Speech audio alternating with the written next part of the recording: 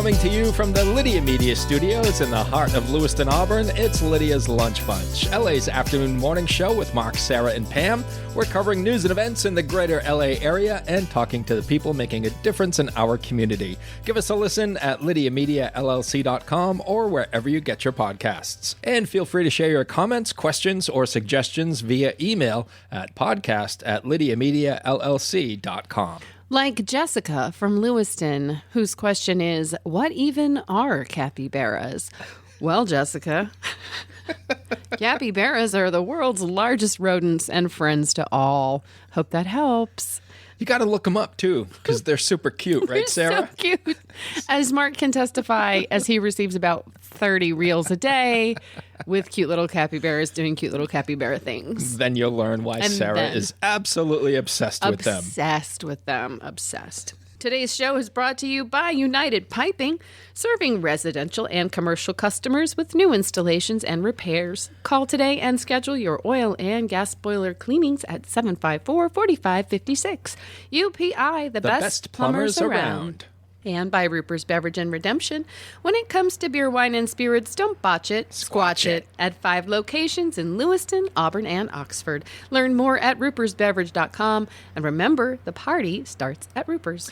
Now, in the interest of full disclosure, we're going to let our listening audience know about our little snafu. Well, my little snafu this morning. It's all good. After 115 episodes here, for the first time, I forgot to hit record on our little podcast recorder here. Okay. So we did the intro, we did the news, weather, and sports, we did famous people birthdays with our guests, but then I realized I never hit record. And thank goodness you did, because we did get our interview recorded. And, yes. And now our guest has had to leave for the day, but we are going to continue on with the other things that we like to provide to all of our listeners. Absolutely.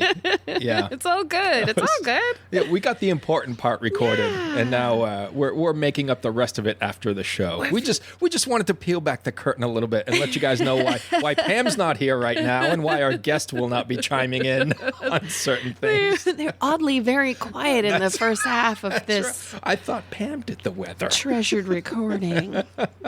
Our guest is Stephen Flynn, chiropractic doctor and director of rehabilitation at the Functional Spine Center. And we're going to be talking to Steve all about that coming up in just a bit. But right now, let's take a look at some headlines for Monday, February the 10th. The city of Auburn announced David Hediger as its new director of planning. Hediger has over 20 years of experience in comprehensive planning, code enforcement, and project management. He previously served as director of planning and code enforcement for the city of Lewiston. A new bill in the Maine legislature would eliminate mandatory annual vehicle inspections for a majority of Maine passenger vehicles. Supporters point to advancements in technology and improved safety standards. Opponents say it would weaken the protections that inspection programs provide. Maine sells over 1.3 million inspection stickers per year. The Maine Problem Gambling Hotline received more calls in January than prior months, mostly from men aged 18 to 30. Maine pays for no-cost counseling sessions, self-exclusion programs, support groups, and the 211 Problem Gambling Hotline for those who need help with their addictions. And the Sun-Journal reports that a new training program at the Lewiston Regional Technical Center sets students up with workplace experiences with local employers to hone their skills in a realistic environment. The program is open to students who have completed 1 year of training in a field of their choosing, such as welding, automotive tech, and culinary arts. In the weather. Sunny today and tomorrow with highs in the 20s and lows in the single digits, and partly sunny on Wednesday with highs in the mid-20s. In sports, in case you haven't heard, the Philadelphia Eagles beat the Kansas City Chiefs 40-22, and it wasn't even that close. It was not. In the Super Bowl 59, Eagles quarterback Jalen Hurts was named MVP. I enjoyed the game. There were some really great interceptions, some great breakaways where I was like, "Oof, boy, the Eagles are playing really well today." I've seen some Super Bowl blowouts in my day. Mm-hmm. I've never seen a team so thoroughly dominated as the Kansas City Chiefs were. Yeah, they couldn't get it. They couldn't get a thing past the Eagles. They couldn't Nothing. do anything. No, it was tough. Yeah. It was tough. Did you have a favorite commercial? I didn't, but the only one I remember was Seal. Oh, that was weird. Because of how disturbing it was. So upsetting. Yeah. Leo and his girlfriend watched with us, and they were on the couch, and she didn't know who Seal was, and she was like, "What is happening right now? What is wrong with that? What is it?" Like she couldn't. Her brain could not comprehend what she was looking at, and Nick just looks at her and goes, "It's Seal," and she's like, "I don't know what that means." You're not helping. It was so funny. My favorite was the little boy who rings the bell, and then he's the boxing champion, and he's running down the street in Philadelphia, and he's like doing the whole Rocky thing, and then it's a commercial for cancer research, and I just thought that's such a great image and such a positive commercial, and I really, really enjoyed it. So that was my favorite. That was great. I did see that one. I like that one. I didn't see the halftime show either. I liked it. I like Kendrick Lamar. It's not like I would like choose it on Apple Music as my preferred traveling music or anything like that, but the music was good. I found myself kind of like dancing around the kitchen to it. There you go. You know, the dancing was good. It was very synchronized. The colors were fun. It wasn't like a Katy Perry level explode in your face situation, but it was good. Was it left shark or right shark? Yeah.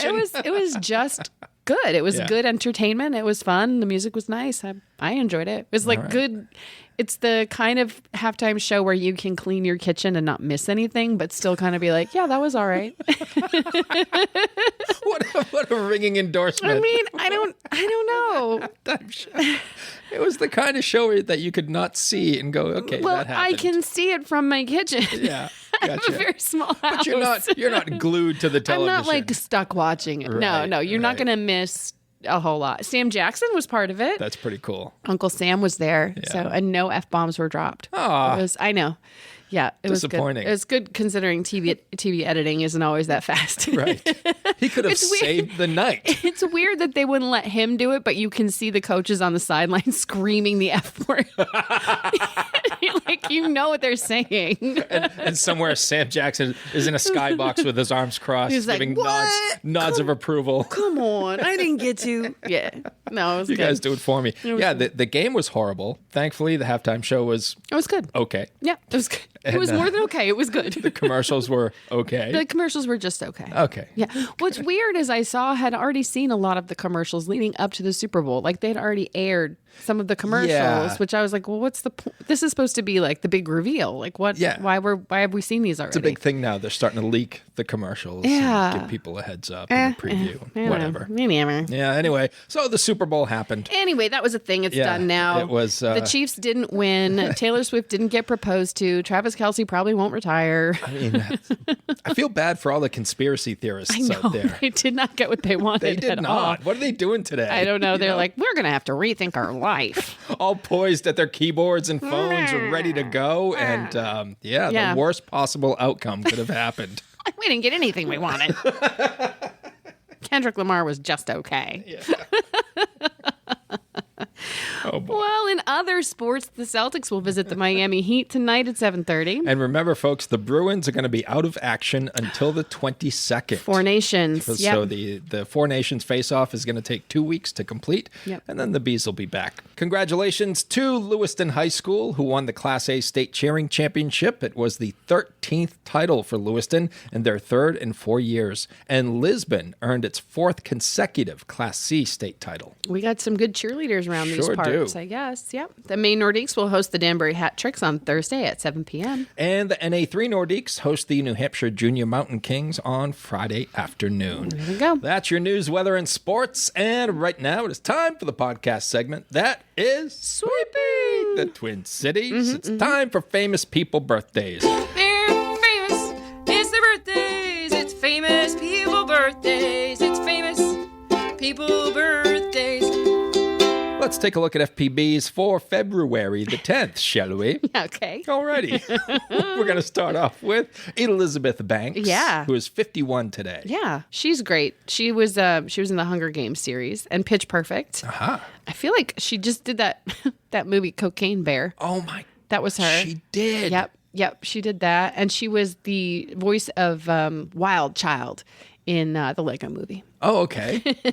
All right. And I like her. You had me at Cocaine Bear. Cocaine Bear. Yes. Yeah. That's yeah. all it takes. And she's been in a bunch of films. She's done a lot. She's also done a lot of television. She was on 30 Rock and Modern Family and Scrubs. Cool. Yeah, she's been in a whole bunch of stuff. All right. Yep, she's pretty talented. Let's see here. Laura Dern is 58 years old today. She was in the Jurassic Park franchise. Was she in all the films, or maybe not?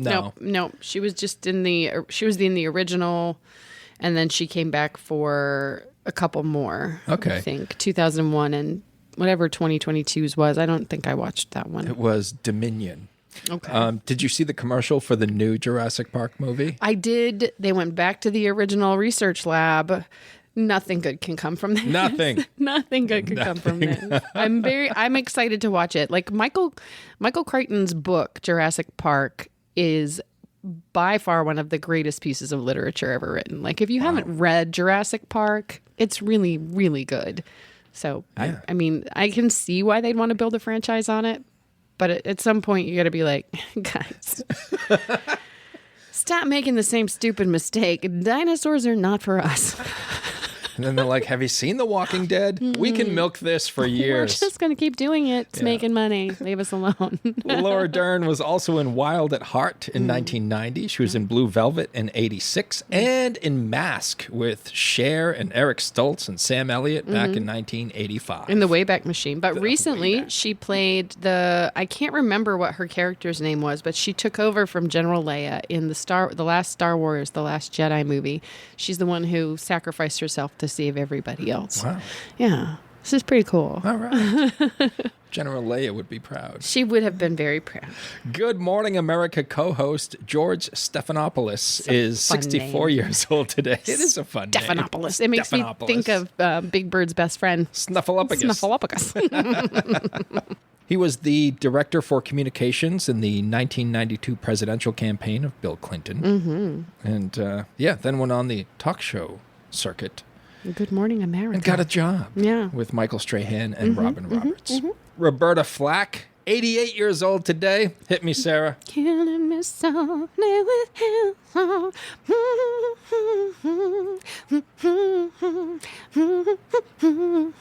I don't know if we're actually allowed to sing the lyrics on our podcast because of, We're going to get sued. We don't want to get sued, but that was Killing Me Softly was originally by Roberta Flack. There you go. And we can tell you that was one of her 3 number 1 singles to hit the Billboard charts. Also, The First Time Ever I Saw Your Face. What do you think of the title for that song? It's a bit long. A little clunky, isn't it? It's a little clunky. It's a bit long. And Feel Like Making Love was her other one. All right.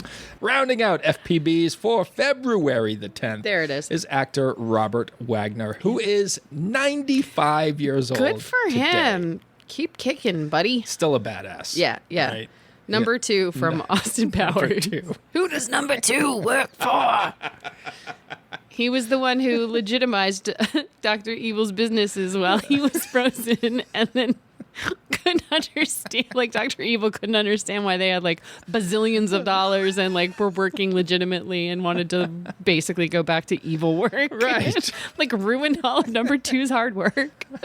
He was also in A Kiss Before Dying in 1956, The Pink Panther in 63, The Towering Inferno in 74, and The Concorde Airport 79 in 1979. So he was some good ones. He's big in disaster movies. Yeah, he was also Tony's dad on NCIS, and he had a recurring role in 2.5 Men. So he's done some recent stuff too. So well, there you go. Not just 70s action movies. 95 and still kicking. 95. There you go. Those are your FPBs for February the 10th. Whether you want a sit-down meal or a grab-and-go, Pat's Pizza in Auburn offers delicious sandwiches, pasta, salads, and pizza at family-friendly prices. Pat's Pizza, serving the L.A. area since 1985. Open daily from 11 a.m. to 9 p.m. at 85 Center Street in Auburn. Online at patsauburn.com. Now we shift focus fully to our guest in studio, Dr. Steve Flynn, chiropractic doctor and director of rehabilitation at Functional Spine. And Steve was featured featured in the Hearts, Minds, and Spines segment of the winter issue of LA Metro magazine. Really appreciated just the opportunity to share a little bit about what we do and get the message out there about some of the services that we provide and how we can help people understand their body. How did you get into this line of work? My background is in exercise physiology and kinesiology. That's my undergraduate degree. And I sort of carved out my own strength and conditioning aspect of that degree. My final paper when I left UNH was about the principle of homeostasis, which is a self-regulating, self-normalizing aspect of the body. And I really sort of enjoyed the idea that if you cut your finger and did nothing, it healed. And I wanted to understand that a little bit more. And so I left UNH and pursued my degree and career in strength and conditioning. That wasn't really the right fit for me, so I came back to town. I was coaching college baseball, and my back hurt. So I decided to go see a chiropractor, and my dad had been to a chiropractor many times before. And it was just I realized at that point that there was this sort of symbiosis between the fundamental element of what chiropractic stands for, trying to promote healing without the use of drugs or surgery, and this homeostatic principle that I was interested in. And it was a natural marriage, really. Is there more to chiropractic medicine than just bone cracking? Listen, I think this is why I really appreciate the opportunity to come in here, because I think you could probably have 5 different chiropractors in here and you will get 5 different philosophies. We'll get into a little bit of chiropractic philosophy here. There are 3 elements of chiropractic. There is the art of chiropractic, there is the science of chiropractic, and there is the philosophy of chiropractic. The science, we can have a discussion about that, or what does the adjustment do mechanically to the body, what does spinal manipulation do, what does exercise therapy, all of those things. That's the sort of the science behind it. On the other side of things, we have the philosophy. There are some chiropractors that will only adjust 1 or 2 segments of the spine. There are some chiropractors that do different techniques.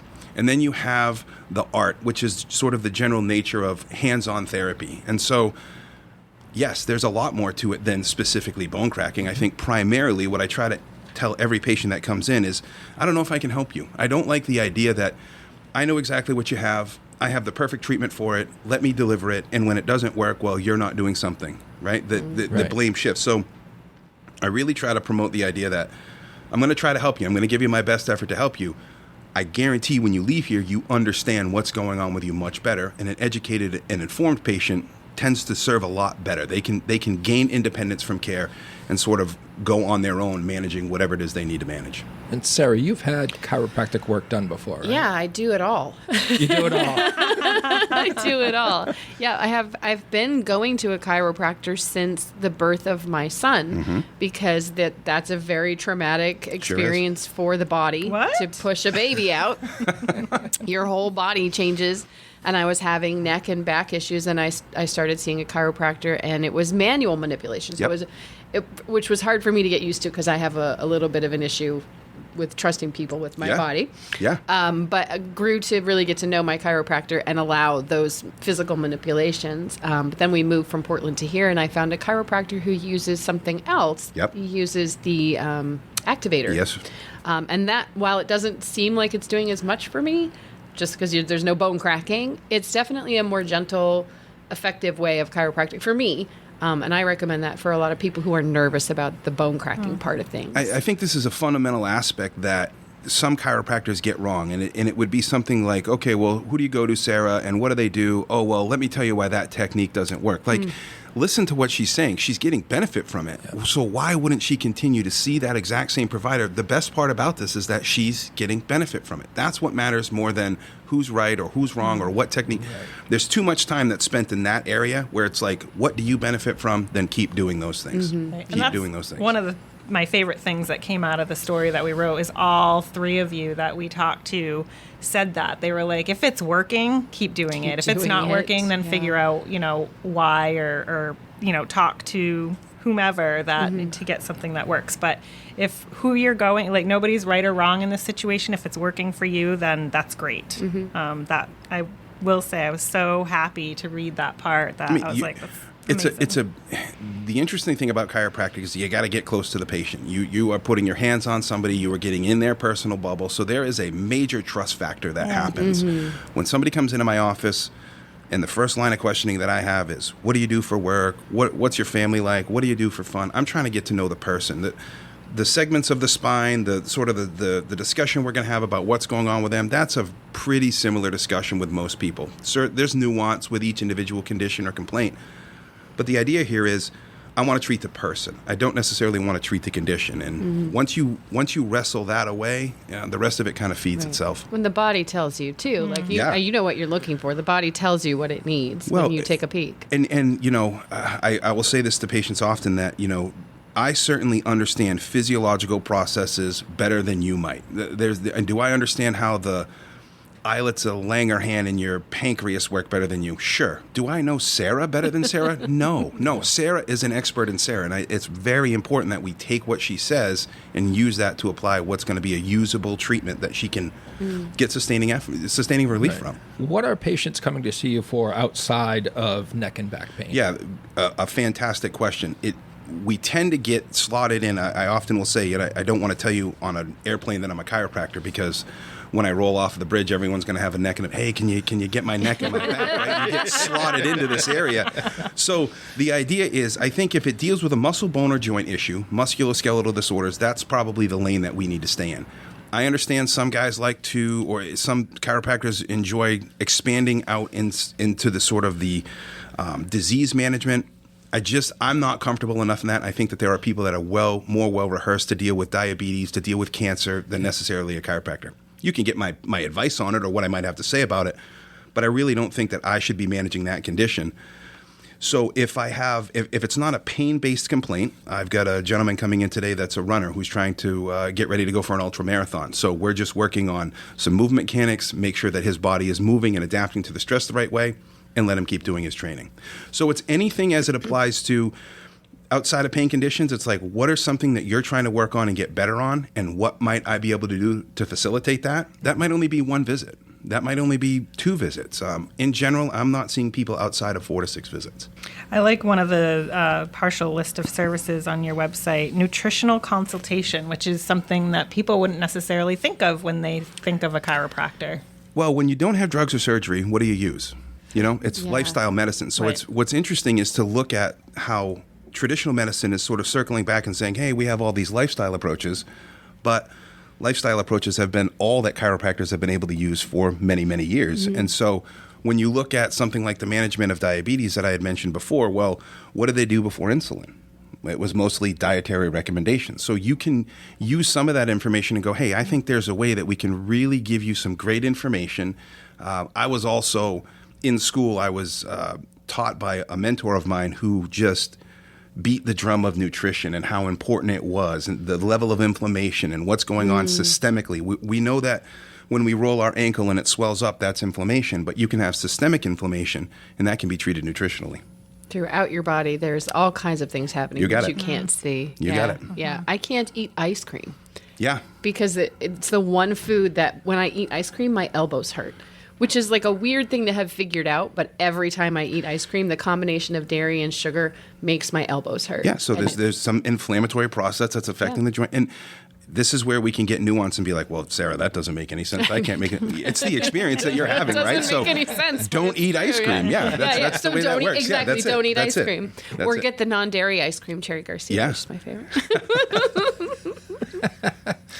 I did feel bad for you for a little bit when you said dairy-free. I'm like, oh. Yeah, but if I can have Cherry Garcia ice cream and not have my elbow hurt, I'm down. Worth it. Yeah, worth it. I'm down for that. It's okay. It goes to sort of a few different development issues, but the question would be that the line of questioning would be, what has she done to her elbows? What else has she done? What kind of stress have those elbows been in before that makes them susceptible to some level of injury? That's sort of where we would be targeting that. But again, it's like the experience that, can I make sense of it? I don't know, but I would be remorse to be like, you're lying. I don't believe it, right? Like, so that's true. Exactly. I swear. It's true. I swear. It's the only thing. And you also offer heat and cold therapy. Yeah, I mean, that's again, there's a lot of interesting research and how research gets developed and changes.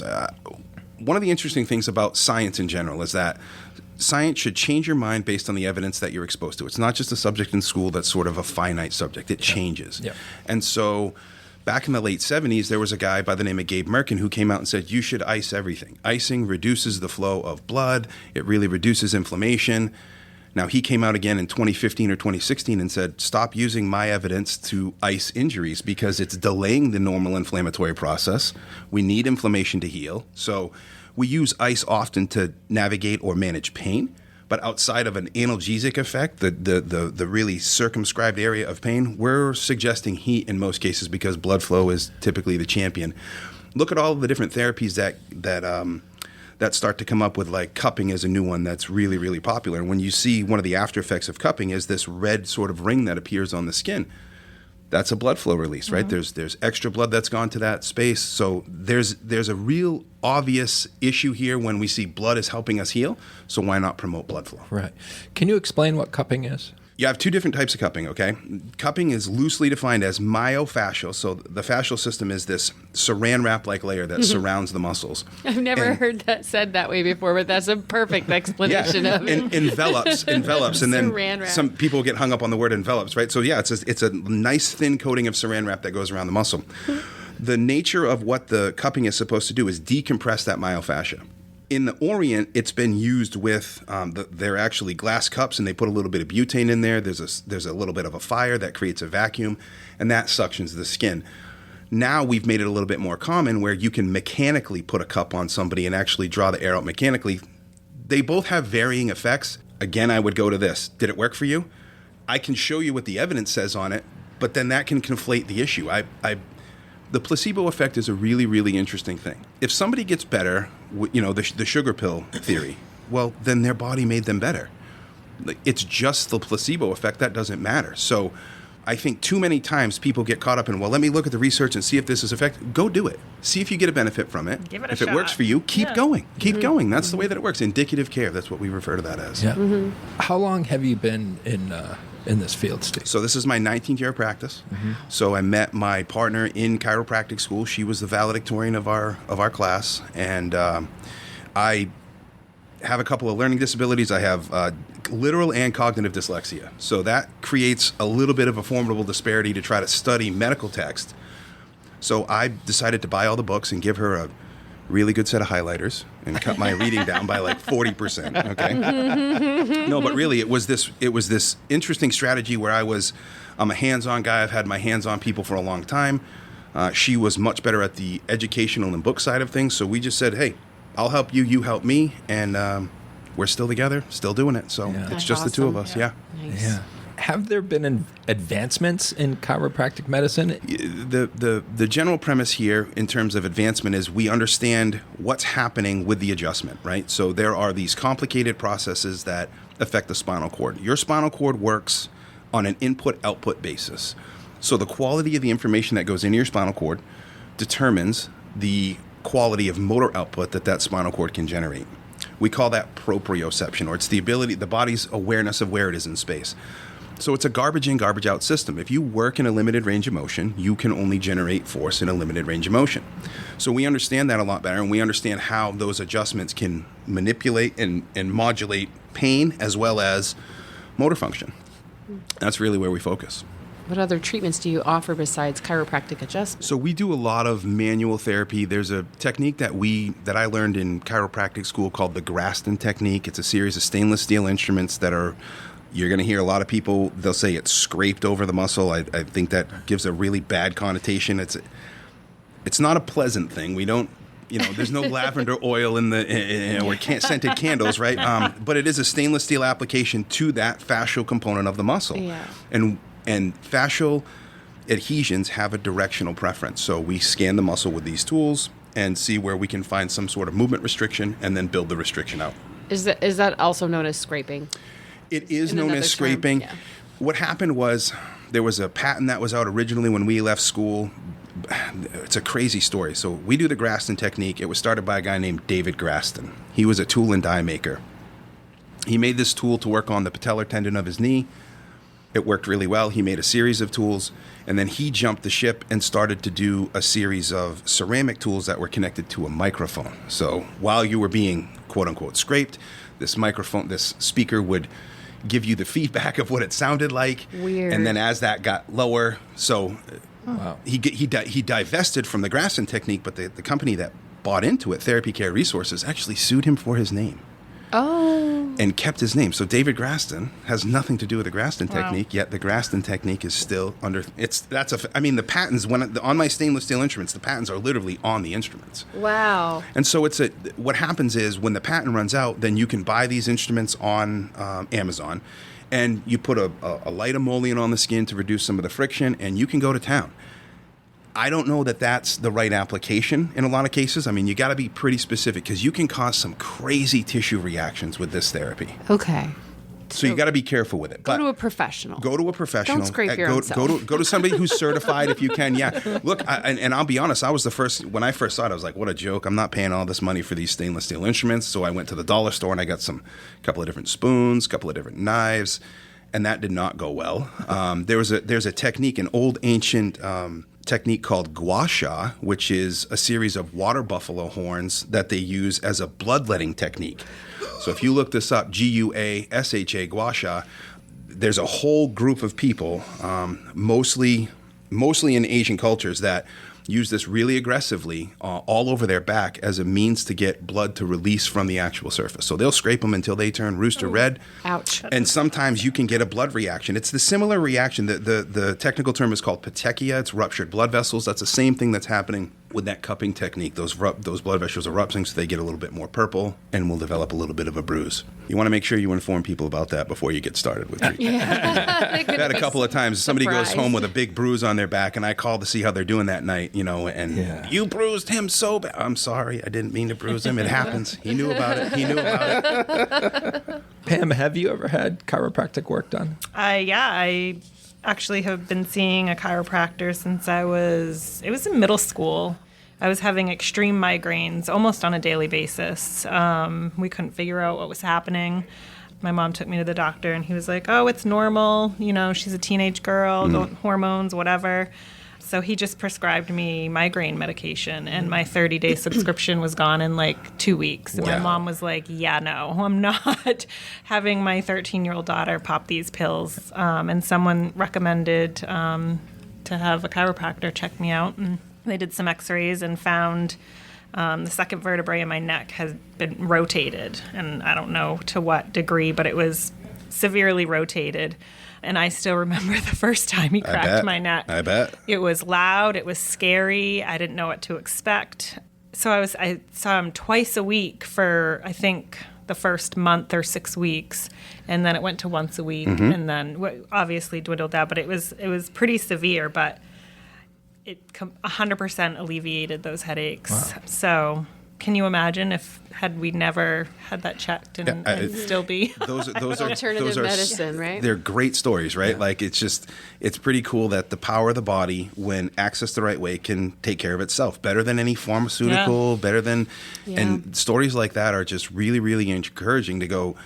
That migraine headaches can be majorly disabling. Sensitivity to light, sensitivity to sound. I mean, people get in a lot of trouble with migraines, and if you don't have a relief for that, suffering is a thing. Yeah. And I think if I boil out what I'm trying to do preeminently, it's just reduce suffering for people. Somebody comes in and says, I'm having these migraines. I feel bad for that experience, and I want to get them out of that condition. So those stories like that are fantastic. And we figured out, there were a couple of times that I had fallen and I fell off a bike and hit my head on the pavement. And then another time I fell off like the monkey bars at school. All these happened like 3 or 4 years prior to the migraines starting. So there was no your real body indication. Was just growing, and changing. Yep. So we didn't really know why. It wasn't an immediate, symptom of me having headaches after these falls. And being a kid, you buffer off an insane amount of stress. It's like, we jumped out of the hay barn when we were kids forever, and I have no idea why my back hurts. Like, I think I might have an idea, right? Maybe that might have something to do with it. Yeah. Did you just do it once? No. Oh, every summer. Okay. Yeah. Great. Well, we have an idea what might be going on. Yeah. Mm-hmm. But so I go to Reader. He's one of the ones in the story. Sure, Pat. Yeah. But his dad, of course, was the one that was treating me first, and I remember the transition from his dad to Dr. Pat. I was nervous because, you create that relationship. And I was just like, oh, my God, I got to let someone else crack my neck. I mean, someone is cracking your neck. Yeah, there's there's so many different funny stories that I can tell. But I remember vividly in chiropractic school, I was getting ready to do a manipulation in the clinic. And just as I was ready to deliver the manipulation, the guy reached up and grabbed my hands and he said, "Stop. I saw a guy get murdered on James Bond like this last night." I was just like, you think we'd be doing this if that was like a real potential here? Like, come on. Like, I get that. But that's it. Yeah, and especially in your neck. It's close to your ears. You're going to hear all kinds of stuff. Yeah. One of the interesting things is if somebody hasn't had a manipulation, it really accesses the nervous system. So you will see their pupils dilate almost immediately. It will release a fair amount of endorphins. And so somebody hasn't had that and you deliver that adjustment and you just see that buzz that first starts. Part of it is, what did I just hear? What was all of that in there? It can be a lot for people. Yeah. Dr. Landry, when I had that experience when I went to Dr. Landry, who's an osteopathic doctor, and he was going, I had this, activator pen for 10, 15 years. I hadn't been cracked in a long time. And Dr. Landry's a big dude. He is. So I was like, I'm like tensing up as he's getting ready because he needs to adjust my subscapular. And I'm like tensing up. And he's like, I can't do it if you're tense. And I was like, I feel like you're going to break my neck. And he goes, you watch too many Steven Seagal movies. It would take so much force for me and I would need to want to break your neck to break your neck. And I was like, okay. We can use the Super Bowl. We had grown men, 6'5", 330 pounds, 8 inches apart last night, 50 or 60 times smashing their heads into one another. I get that there might be some risk that's associated with it, but if we pull back and go, wait a minute here, I have to really do something egregious to cause pain. There's all kinds of screenings that we can do before we do manipulation to see if the person can accept the manipulation, and then if the person is willing to do it. In a lot of cases, I can gain enough leverage on a person that I'm going to move the bone either way. If you don't want to hurt, it's going to help you to relax. And I won't, if I get to the point where I'm getting ready to adjust somebody and they block me, I'm not going to push through that. It's not worth making them more sore. Yeah. You have to move with the comfort level of your patient. Right? Absolutely. How do you get them to relax? So the technical term, I'm going to sound like such a nerd when I say this stuff. The technical term is called the Gendrasic maneuver. So it is a way that I can ask them a question, and many of my patients will, I'm getting ready to touch their neck, and I'll be like, so who was your first grade teacher? And and you see their eyes scan, boom, that's it, they're relaxed. What was the color of your first car? It's a random, pick up your right foot. All their focus goes to their right foot, and then they relax. And so there's the famous one is to sort of grab your hands together, your fingers together, and act like you're going to pull them apart. They think that that's doing something. It's not. They're just really focused on doing that. And so there's all kinds of different maneuvers. Of course, you have to let that patient know. I like to often tell my patient, I'm not going to surprise you. So I'm not going to do it when I'm not telling you that I'm going to do it. Yeah. We're moving into that part together going, okay, it's time to do the manipulation. If you can't relax, let's try a couple of things. What happens when they catch on? And they're like, I know what he's doing now. He's asking me all these questions. By then, they're probably more comfortable. That's right. You got to come up with more questions. Exactly. You got to come up with a whole host of different things. You know what I mean? Yeah. So, Mark, you have never had an. I have never had it done. My wife has had it done. I know a lot of people who have experienced chiropractic medicine. It's fascinating to me. Fundamentally, it is a means by which to access the neurology of the body. So we have the central nervous system, this brain and this spinal cord that feeds down through the spinal cord, and these nerve roots that come out along the side. So manipulation is a way to access that nervous system. We talked a little bit before about putting the information into that spinal cord. Yes, there are cavitations. Yes, there are joint quote-unquote cracks. But really, the design there is for that neurological effect, not so much this, you're a series of Jenga blocks that I need to make sure that I tidy up before you walk out the door, that kind of element. Because I love that analogy. Yeah. I think what happens is if somebody comes into my office, I hurt my back shoveling snow this morning, and I go, okay, well, first I'm going to have a conversation about what's going on in their life and, how are things. And some people are very standoffish about that. They don't understand where I'm going with it. And then I'll say, hey, listen, you're not a washing machine. If you came in here and you had a bad part, right, I could order the part, replace the part, and send you on your way. Yeah. And one of the major things that differentiates us from washing machines is we're emotive beings. Right? So we have these emotions. We have all this other stuff that's going on in our life. And what level can that impact what's going on physically? It's significant. I mean, mind and body medicine, my opinion is that you got to be careful to separate those two things. You can't treat the body and not treat the mind. You can't treat the mind and not treat the body. Those things have to go together. And so we spend a fair amount of time interviewing patients, talking to patients, and getting them comfortable with what's going on, what we're doing, and why we're doing it. And that creates that layer of trust that we can move into the actual physical treatments. And I love that. I think that's a misconception that people have of chiropractic care, is that you're just going in there to have a manipulation, where that's not the case at all. Like, there's a lot of thought and process and everything else that goes into it. And naively growing up with Reader, I thought he was the only one that focused on health and nutrition and everything else beyond that manipulation. And I quickly learned, meeting other chiropractors, I'm like, oh no, like they all do that. Like they want the whole person to be healthy and just. There's a bumper sticker. Chiropractors have always said no to drugs and surgery. Like you see that element of it. So it pushes the avenue, it pushes the envelope a little bit to go, okay, what are the other things that we can do to help support this environment? When somebody comes in with pain into my office, there are obvious biological effects. The joint's affected, there might be inflammation, they might have some sort of genetic predisposition. But there are also physiological effects, there are psychological effects, there are behavioral effects. What's their sleep, diet, exercise, substance use like? What are their coping mechanisms? How much stress do they have? What is their mood? What is their social support? What's their income? I mean, it starts to get, other than, oh, the joint's not working right, I know what I can do to fix that joint and send you on your way. Yeah. There's definitely some people that come in and want that, though, right? Look, just fix me and get me out of here. I've got a job that I've got to do, and I don't want to spend a lot of time talking about it. That's fine. You suit the patient that way, so long as they're getting some relief from it and not relying on you solely. Oddly enough, I don't want to create a reliance on me for care. Mm-hmm. When somebody wakes up and says, my back is bothering me today, I want them to think of the 4 or 5 things that I've asked them to do or asked them to consider before they give me a call. And in most cases, we go back to that homeostatic mechanism, the natural history of disease, it will resolve on its own. So we can really facilitate that and empower people a little bit more so that they don't need me, quote unquote. You go on a vacation, I'm not going to be there with you. So what are the tools that you can use and manage some of those issues? All right. Steve, what can we do to better care for our spines?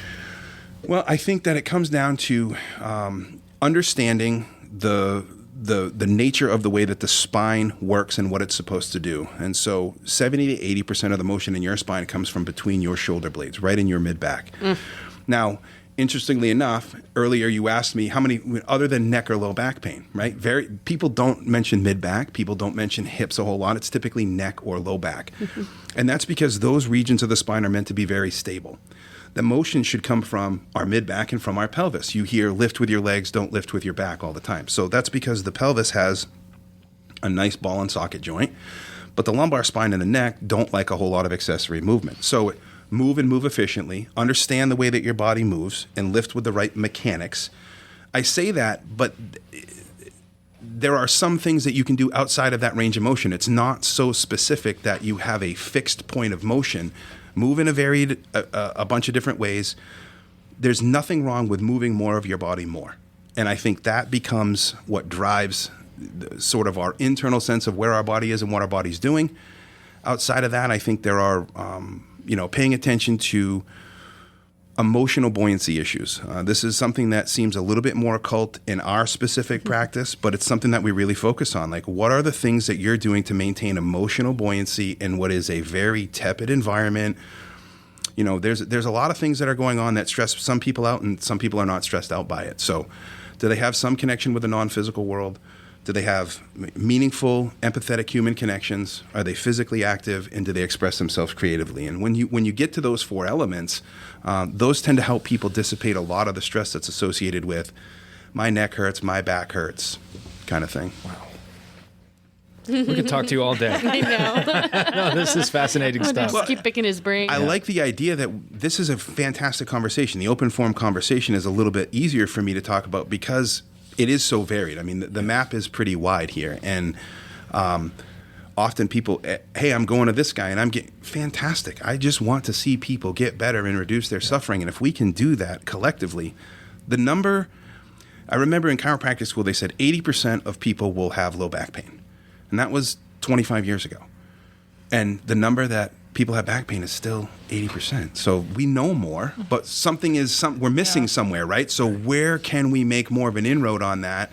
And on the other side of it, the access to chiropractic, which is why I'm so thankful to be a part of this and to be a part of the magazine article. 8 to 11% of the general population pursues chiropractic. It's a very low. It's improving, but that number hasn't shifted again in 20 or 30 years. Part of it is because some people wear quacks, all of that stuff. There was a famous case back in the early 70s where the American Medical Association actually sued chiropractors for the use of the word doctor. So now if I call myself doctor, I have to clarify that I'm a chiropractor. I don't want you to think that I'm a different kind. And all of that stuff, I think, just gets away from the idea that you can't serve the patient in some way, shape, or form. Whether I'm right or wrong doesn't matter. Whether or not my patient gets the right outcome, I think that's what matters the most. Yeah. I can't imagine what would have happened had I never gone to a chiropractor. It's just mind-blowing I can't even wrap my head around what that would have been like, because like you said, migraines are just so debilitating. Migraines are neurological, right? So most headaches are vascular. It's too much fluid in a smaller space. We know now that migraines are significantly neurological. That's why we have sensitivity to smell, sensitivity to light. And what's left without mechanical treatments is injections, medications, not a whole lot of life. You weren't probably talked about what are the foods that might be propagating these headaches. So there's a whole host of information there that we're kind of missing on. And kudos to you or to your mother at least, for having 13. Having the trust to hey, let's see if we can get her some relief. Yeah. Steve, this has been a fascinating conversation. We so appreciate your time. Is there anything else about yourself or your practice that you would like our listeners to know? No, just reach out anytime. If you want to have a conversation with me about how we can help you pursue your health, wellness, well-being, or if you've got a painful condition as it applies to a muscle, bone, or joint, give us a call. I'm always willing to sit down with people I can find 15 or 20 minutes to sit down and say, hey, what's going on? I think I can help you. I don't think I can. I'm always willing to offer that to people before we schedule a formal appointment, so to speak. Yeah. Just come in and meet us and see what we can do, see what we have to say, and we can go from there. All right, great. Locally owned and locally focused, Lydia Media celebrates the heart of the greater Lewiston-Auburn area through 2 magazines, Uncle Andy's Digest and LA Metro Magazine, and the new Lydia's Lunch Bunch podcast. Each production shines a positive light on local businesses, nonprofits, events, and individuals making a difference in our community. Keep your advertising dollars local and position your business in front of your target audience with Lydia Media. Learn more at LlydiaMediaLLC.com. We like to close the show with a segment called 3 Random Questions. Oh, boy. Where we're going to ask you questions that have nothing to do with your practice. Hang on tight. All right. I'll start. And we spoke before the show, and I know you're a huge baseball fan. If you could attend any baseball game in history, what would it be? October 6, 1956, Don Larson's perfect game for the New York Yankees. Yeah, no question. All no right. question. Exactly. Not even a question for me. Wow. Yeah. Wow. Obviously, perfect game. Yeah, that's right. But you're perfect game in the World Series. I've been a big Yankees fan for a long time. All right. I wish I would have known that before you came in. Yeah, I kept it close to the vest, Mark. I kept it real close. Yeah. Yikes. Yeah, you didn't know that. Good, I revealed it late. I kept it real close to the vest. It was so amicable up till Yeah, now. yeah, This would have right. been a much different interview had you done that before. We're going to get Betsy Anyway, Sibley in here. Here's this guy. Well, usually Sarah and Pam ask questions, but we don't have time for that right now. Yeah, we're out. Who's the greatest baseball player of all time? Pete Rose. All right. Oh, Yeah, wow. the hit king. I'm the on hit board king. with that. Yeah, it's not the Hall of Good People; it's the Hall of Famous. Right. So let's put Pete in the Hall of Fame. Okay. Yeah. Okay. Yeah. I'm coming around now. Okay. All right. Who's next? You're going to go? Yep. Yep, okay. The zombie apocalypse is coming. Who are the 3 people you want on your team? That's a Sarah question. So it's probably Jocko Willink, who is the a commander for Task Unit Bruiser. He owns a company up in Farmington, Oregon. A guy by the name of John McPhee, who goes by Shrek, who they say is one of the most morally irreprehensible men that's ever existed. But if he's in a glass case that says "break in case of war," it's a guy you want on your side. So I'm going to go. He actually just filmed this is fascinating. he was responsible for solo missions in Iraq and actually hunted out Saddam Hussein. So he went out to dinner last night for tacos and tequila wearing a sweatshirt that he took from Saddam Hussein's house. He was literally wearing his sweatshirt, and he's giving it to a friend. So this guy is insane. Wow. And then my partner, Veronica. I'd be remiss if I could leave her behind. I don't know that she'd be as much of a war fighter as Jocko or John McPhee would be, but I think they'd keep us protected. All right. It sounds like you put some thought into it. Yeah, I put some thought into it, wow. Mark. Yeah, I'm ready. That's okay. These questions are not submitted in advance, ladies and gentlemen. That was impressive. This will be an easy one then. If you could have any mythical creature as a pet, what would you choose? Wow, any mythical creature as a pet. You know, what is it? The dragon from the Never-Ending Story, right? That big white the that I could luck take. dragon. Yeah. I think that would be pretty cool. I mean, just Falcor. Yeah, absolutely. That's probably where I would be. Yeah. Nice. They're remaking that movie. So is that a remake? I just saw a preview for it. The Talking to the Dragon or something like that. No, I think it's called The Never-Ending Story. Okay. How to Train Your Dragon. How to Train Your Dragon. Made it into a live action. It was a cartoon, but yeah, they're remaking The Never-Ending Story. Wow. Fascinating. Because people like things that are familiar right now. Yes. It makes us comfortable. That's right. Please don't question it. Okay, sorry. The world is crashing down. Just let us have this, okay?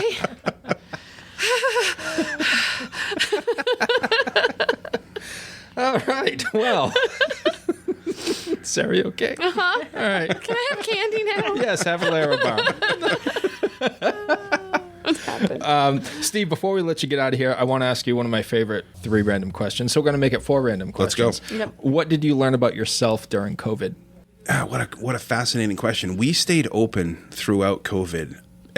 Back to that emotional buoyancy piece. People were really struggling during that time, and we found value in just being there for people to come in and kind of talk about what was going on. They were very stressed out about it.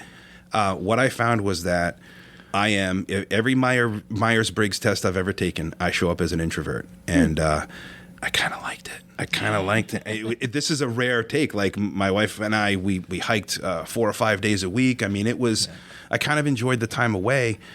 And I used the time away to stay out of the news cycle and just sort of get spun up in the whole thing. So what I learned was that I am certainly an introvert. I can have a conversation, but that introverted way actually served me pretty good. So I was like, wait, no parties? No social events? Like, this actually might work okay for me. So, so bad. It wasn't too bad. Yeah. No social obligations. That's it. Great stuff. Thank you so much for your time today. Thanks for having me, guys. Appreciate it. you. We certainly appreciate it, and we look forward to having you back when we can talk some sense into you. Oh boy. Look forward to having you back when we can talk about 2004, maybe the American League Championship Series. Mark, I was in chiropractic. I have to tell you this story because you're going to like this story. Okay. So I was in chiropractic school, and one of our classmates was from Gloucester, Mass, and big Red Sox fan. So before the ALCS, we made the deal. Loser has to wear the other guy's hat for the World Series. Oh man! And of course, we're up 3-0, and I did not gloat. Right? But it was just like, man, there's no way we can mess this up. And so what I will remember more than anything about 2004, obviously the epic collapse that we had, was the Red Sox swept the Cardinals in 4 games. I only had to wear that hat for 4 days. True, yeah. 4 days, that was it. So I did wear a Red Sox hat for 4 days. How did you not gloat being up 3-0? Because I just didn't want it to blow back in my face, and it would have. It would have. So the picture that lasts in infamy is bad enough. That's for sure. We want to thank our sponsors, Ruper's Beverage and Redemption and United Piping. And if you'd like to be part of the Lydia's Lunch Bunch advertising family, reach out to Pam. She's right over there. Via email at Pam. I touched her. at LydiaMediaLLC.com. Thanks for joining us. We'll be back tomorrow with the president and CEO of the Lewiston Auburn Metropolitan Chamber of Commerce, Shanna Cox. Hey, I know her. Yeah.